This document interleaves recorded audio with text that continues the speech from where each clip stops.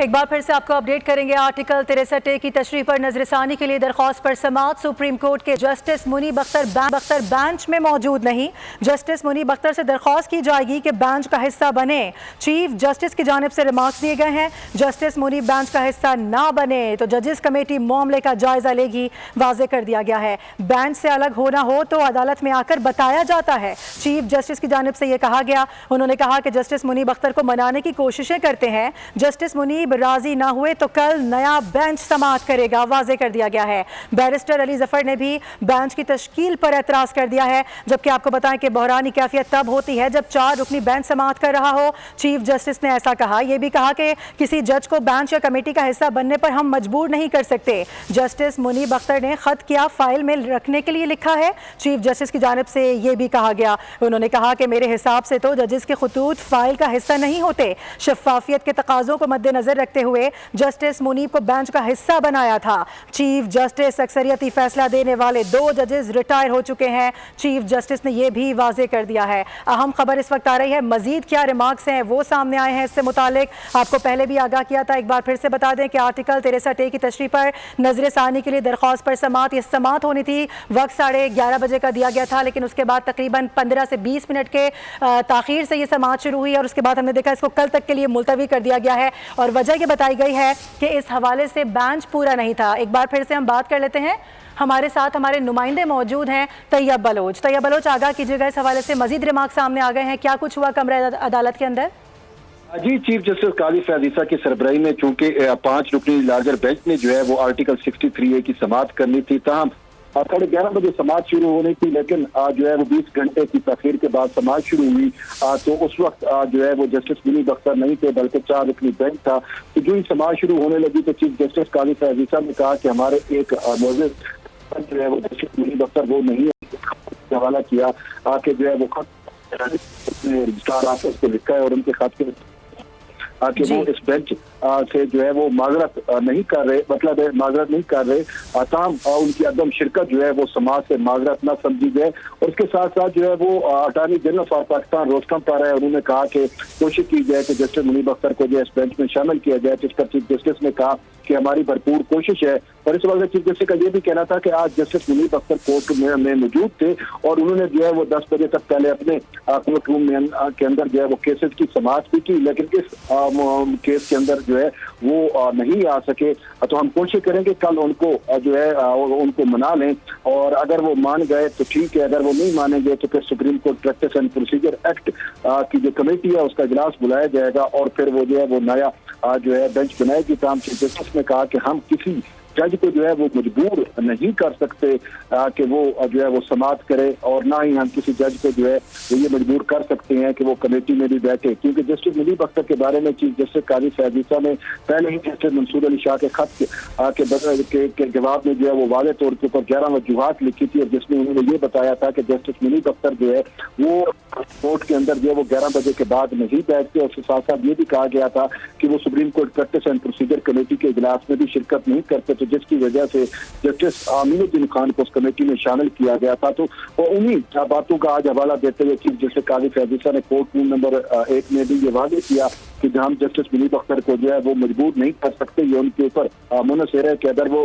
سماعت میں بیٹھیں گے تو ٹھیک ہے، اگر وہ نہیں بیٹھیں گے تو پھر آج وہ کمیٹی کا اجلاس بلا کر نیا جو ہے وہ تشکیل کر دیا جائے گا۔ اچھا طیب، ایک اور بڑا جو اہم ریمارکس ہیں وہ سامنے جو آئے ہیں، اب اس کے حوالے سے میں جاننا چاہ رہی ہوں، جیسے کہ کہا گیا کہ شفافیت کے تقاضوں کو مد نظر رکھتے ہوئے جسٹس منیب کو بینچ کا حصہ بنایا گیا تھا، کیونکہ پہلے بھی اس پر اعتراض ہو رہا تھا، تو پھر اس کے بعد ہم نے دیکھا کہ باقاعدہ طور پر ان کو اس بینچ کا حصہ بنایا گیا، لیکن اس کے باوجود ہم یہ دیکھتے ہیں کہ ان کی جانب سے اس میں شرکت نہیں کی گئی۔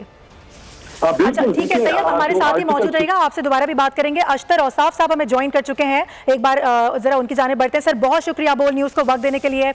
بڑا اہم معاملہ آج، یہ اہم سماعت ہونی تھی آرٹیکل 63A کے حوالے سے، تشریح کے حوالے سے۔ ایک بار پھر ہم یہ دیکھ رہے ہیں کہ یہ جو بینچ ہے اس میں کچھ اختلافات نظر آئے ہیں، جو جس طرح سے بتایا جا رہا ہے کہ جسٹس منیب بینچ کا حصہ نہیں بنے، کیا آپ کو لگ رہا ہے سر یہ معاملہ کس طرح سے حل ہوتا نظر آ رہا ہے؟ دیکھیے، یہ پچھلے 2 برس سے ہم کچھ ایسا ہی دیکھ رہے ہیں کہ جو ملک کے اندر افراتفری ہے، ملک کے اندر جو ڈویژنز ہیں، ملک کے اندر جو پولرائزیشن ہے، وہ اب सुप्रीम कोर्ट जैसे जय्यद और सीरियस माइंडेड लोगों के अंदर भी शरारत कर गई है। ये होता है नतीजा जब आप जो हैं फेक न्यूज़ और गलत जो बातें हैं जब इतनी शर्त के साथ ये कर रही हो तो जाहिर है लोगों के जहन जो है उनसे बदल जाते हैं और उनमें चेंजेस आ जाते हैं। वो तो एक जनरल सी बात। सुप्रीम कोर्ट का जो प्रैक्टिस एंड प्रोसीजर का मामला है उसके अंदर रिव्यू में जितना भी मुमकिन हो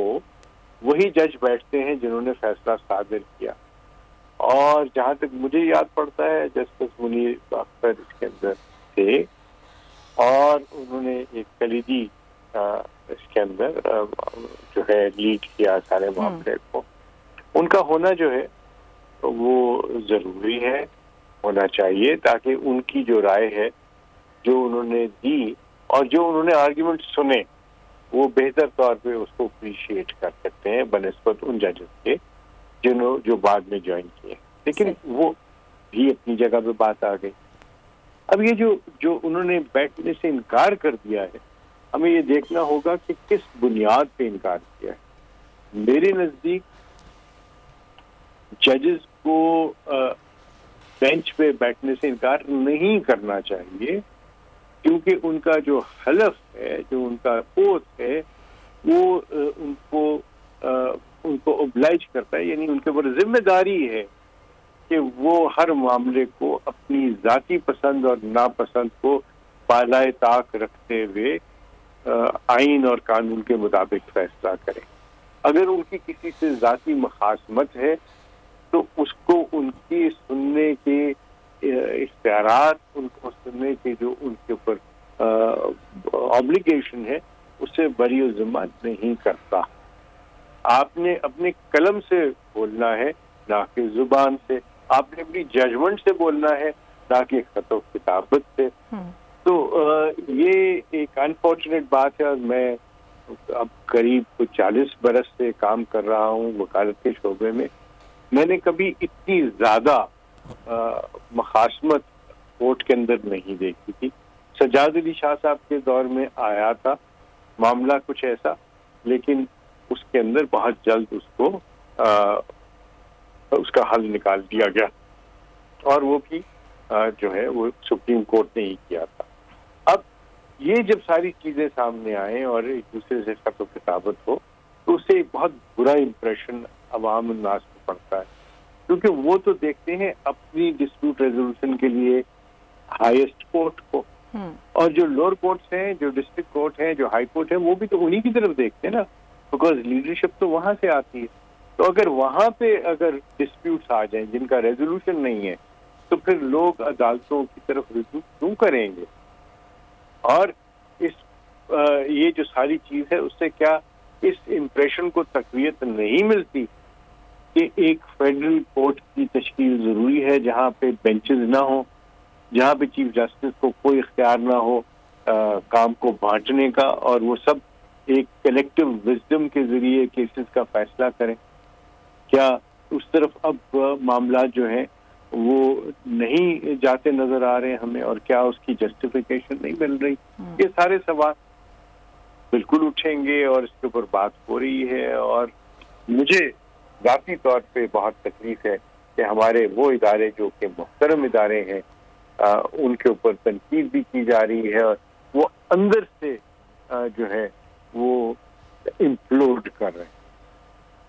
सही, ठीक है। माहिर कानून हमारे साथ मौजूद थे अशतर औसाफ साहब, आर्टिकल 63A के हवाले से जो अहम इस वक्त डेवलपमेंट हुई है उससे मुतालिक बोल से गुफ्तगू कर रहे थे। सर बहुत शुक्रिया आपका। सब्सक्राइब करें और बेल दबाएं ताकि कोई खबर रह न जाए।